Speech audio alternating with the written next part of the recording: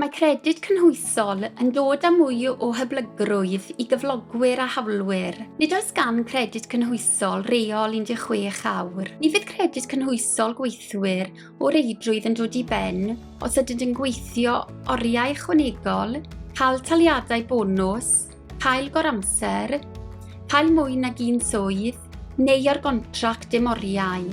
Gallwch roi mwy o oriau, tal a chyfrifoldeb i weithwyr gan ei galluogi gynyddu ei sgiliau a datblygu o fewn eich cwmni, ei hannog i aros yn y swydd a gostyngiad hirdymor mewn costau recriwtio.